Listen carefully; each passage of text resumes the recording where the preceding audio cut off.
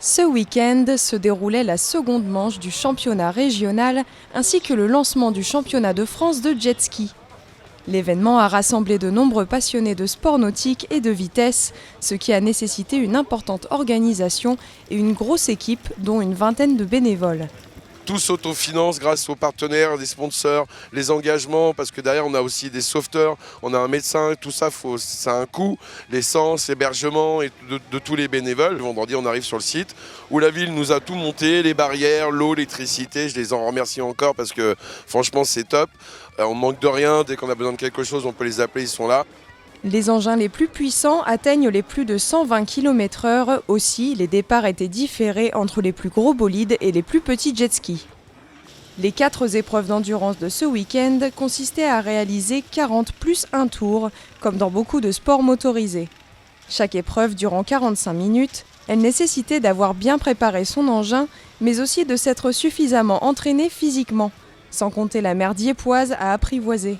Le jet a bien fonctionné. Après, ce qui a été un peu plus compliqué, moi je connaissais pas du tout cette mer, j'avais jamais navigué ici, donc s'adapter un peu à la mer, comprendre un peu comment ça se passe ici. C'est un beau site. Je vois qu'il y a des choses sur lesquelles on a un peu fait l'impasse cet hiver, mais du coup ça nous permet de savoir sur quoi il faudra travailler pour le reste.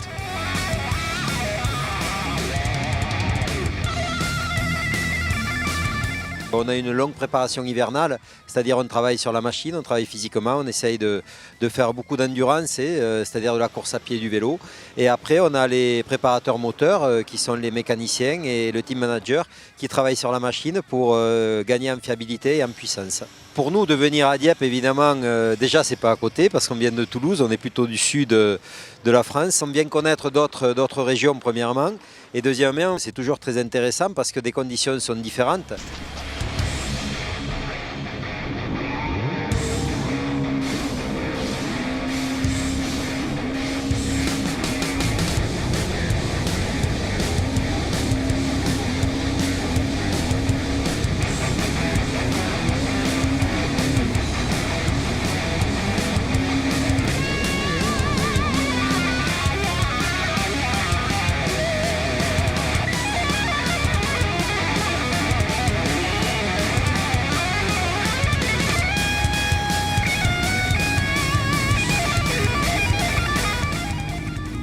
Le jet a suivi ?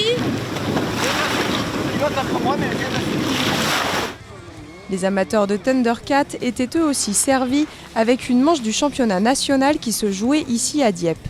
Le prochain rendez-vous d'endurance pour ces pros du jet est fixé au mois de septembre à Cavalère-sur-Mer. D'ici là, les pilotes auront le temps de parfaire leurs compétences physiques et mécaniques pour avoir le maximum de chances de soulever la coupe.